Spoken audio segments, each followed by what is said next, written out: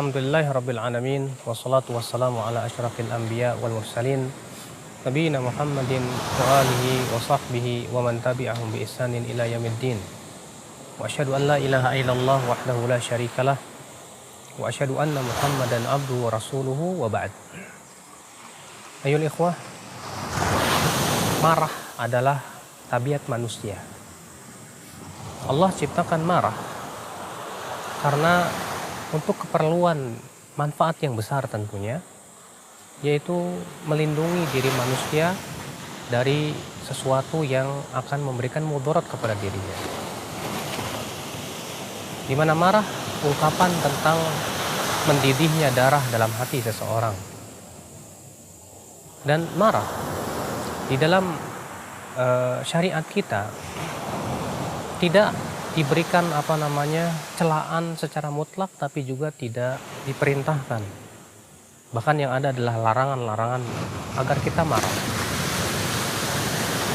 Di antara hadis yang menunjukkan akan larangan marah, Nabi Shallallahu Alaihi Wasallam bersabda ketika itu ada seorang lelaki meminta wasiat kepada beliau, "Ya Rasulullah, ausini." Wahai Rasulullah, berikan aku wasiat. Kata Rasulullah, "La taghdab." Jangan kamu marah. Jangan kamu marah. Dan ia terus mengulangi lagi, dia berkata lagi, "Jangan marah. Jangan marah." Akan tetapi Rasulullah SAW pernah marah. Marahnya karena Allah, bukan karena hawa nafsu. Oleh karena itu para ulama mengatakan bahwa marah itu ada dua macam. Ada marah yang terpuji dan ada marah yang tercela. Adapun marah yang tercela, yaitu seseorang marah bukan karena Allah, karena membela kepentingannya, karena dunia, karena fanatik kelompok. Maka ini adalah marah yang dibenci oleh Allah Subhanahu wa taala. Oleh karena itulah ketika seseorang marah karena dirinya, marah karena membela dirinya, maka itu adalah marah yang tercela. Dan ini yang dikatakan oleh Aisyah radhiyallahu anha, bahwa Nabi SAW tidak pernah marah untuk dirinya. Akan tetapi apabila larangan-larangan Allah dilanggar, maka beliau pun marah. Marah karena dunia, kenapa tercela? Karena hal seperti itu hanya akan menimbulkan mudarat pada dirinya. Rasulullah SAW sabda, man kaffa ghadabahu satarallahu auratahu. Siapa yang menahan marahnya, maka Allah Subhanahu wa taala akan menutupi auratnya. Kenapa demikian? Karena seseorang apabila marah seringkali tidak terkontrol, lalu mengucapkan kata-kata yang tidak layak karena emosinya. Ia melakukan perbuatan yang tidak layak bagi orang yang berakal, apalagi orang yang punya kewibawaan, sehingga itu bisa menjatuhkan harkatnya, menjatuhkan martabatnya. Maka Rasulullah SAW bersabda, kata Rasulullah, man kaffa ghadabahu, siapa yang menahan amarahnya, satarallahu auratahu, maka Allah akan tutupi auratnya.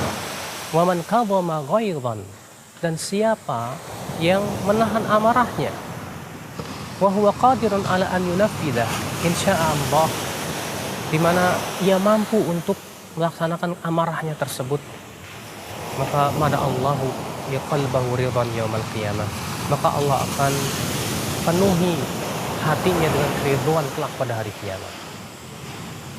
Maka dari itu ya akhi, seseorang penting untuk memanage kemarahannya.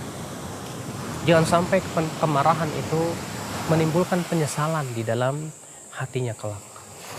Ada seorang suami marah, akhirnya dia mencerai istrinya. Ada seseorang marah, akhirnya ia membanting piring dan yang lainnya. Ada seseorang marah, akhirnya tidak sadarkan diri, akhirnya melakukan hal-hal yang merugikan dirinya. Maka dari itulah Islam memerintahkan kita untuk menahan amarah. Karena kemarahan tidak ada kebaikannya. Ketika marah itu adalah sesuatu yang bukan karena Allah, tapi karena dunia. Adapun yang kedua, yaitu marah karena Allah. Marah karena Allah sesuatu yang baik. Tapi ingat, caranya pun harus sesuai dengan syariat. Apa itu marah karena Allah? Seseorang marah karena larangan-larangan Allah dilanggar. Seseorang marah karena batasan-batasan Allah Subhanahu wa Ta'ala tidak dihormati. Maka yang seperti ini ya akal Islam azan ya Allah, kemarahan yang baik. Sebagaimana Rasulullah SAW pernah suatu hari dilaporkan kepada Rasulullah seorang laki-laki dan berkata, ya Rasulullah, inilah ata'akhir, sesungguhnya aku terlambat dari sholat fajar, dari sholat subuh. Ya mimma yutilu binal fulan, karena imamnya terlalu panjang membaca. Maka Ibnu Umar berkata, aku tidak pernah melihat Rasulullah SAW sangat marah kecuali pada hari itu. Ya, Rasulullah bersabda, inna minkum munafirin. Di antara kalian ada yang membuat orang lain lari. Di antara kalian ada orang yang membuat orang lain lari. Subhanallah. Rasulullah marah. Kenapa? Karena ini berbahaya. Ketika Rasulullah SAW melewati suatu kaum yang menggantungkan pedangnya di sebuah pohon yang menjadi tempat kalap berkah. Lalu ada orang berkata, wahai Rasulullah, jadikan untuk kami tempat Zatu Anwar sebagaimana mereka punya Zatu Anwar. Maka Rasulullah marah dan berkata, Allahu Akbar, inna sunan. Ya Allahu Akbar, ini adalah sunnah. Kalian telah mengucapkan apa yang diucapkan oleh Banu Israel kepada Musa. Subhanallah ya ikhwatul Islam. Tapi terkadang seseorang niat marahnya karena Allah, namun tata caranya akhirnya malah mengundang kemurkaan dari Allah. Sebagaimana disebutkan dalam riwayat Imam Ahmad, bahwa kata Rasulullah dahulu ada dua orang yang berteman, yang satu soleh, yang satu suka berbuat maksiat. Suatu hari temannya melihat yang berbuat maksiat, orang ini berbuat maksiat, maka ia memberikan nasihat kepadanya. Kemudian keesokan harinya kembali temannya menemukan temannya berbuat maksiat. Ia pun memberikan nasihat lagi. Kemudian apa yang terjadi? Ketiga kalinya, ya, dia melihat temannya berbuat maksiat. Akhirnya ia pun menasihati lagi, tapi kali ini dia marah. Dia marah sekali. Ya, apa kata dia? Wallahi la yaghfirullahu lak. Demi Allah, Allah tidak akan mengampuni dosa kamu.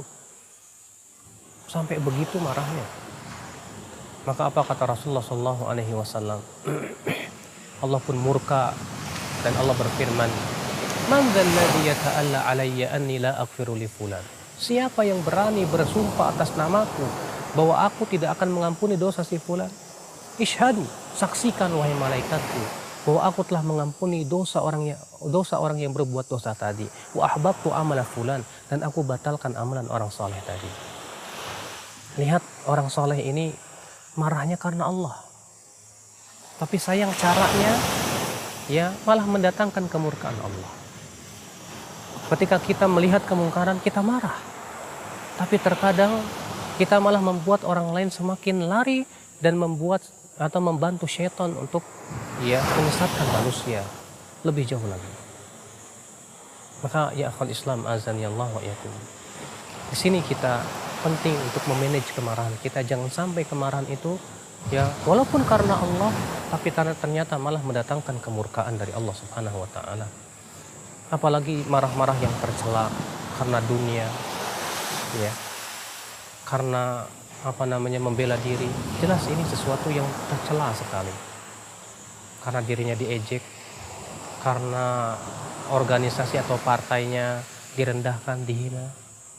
Ini sesuatu yang tidak disukai dalam syariat Islam, ya akal Islam. Maka kata Rasulullah, la taghdab, jangan marah. Kata Rasulullah, laisa syadidu bisur'ah. Bukanlah orang yang kuat itu orang yang bisa mengalahkan orang lain dalam pergulatan. Akan tetapi hakikat orang yang kuat itu alladzi yamliku nafsahu indal ghadab, yaitu yang menahan dirinya ketika marah. Semoga kita termasuk orang-orang yang diberikan oleh Allah kekuatan untuk ya menahan amarah kita, sehingga kita termasuk orang-orang yang diridhoi oleh Allah Subhanahu wa Ta'ala, bahkan dipenuhi keridhaan dalam hati kita kelak pada hari kiamat. Subhanakallah bihamdika asyhadu an la ilaha illa anta astaghfiruka wa atubu ilaik. Wassalamualaikum warahmatullahi wabarakatuh.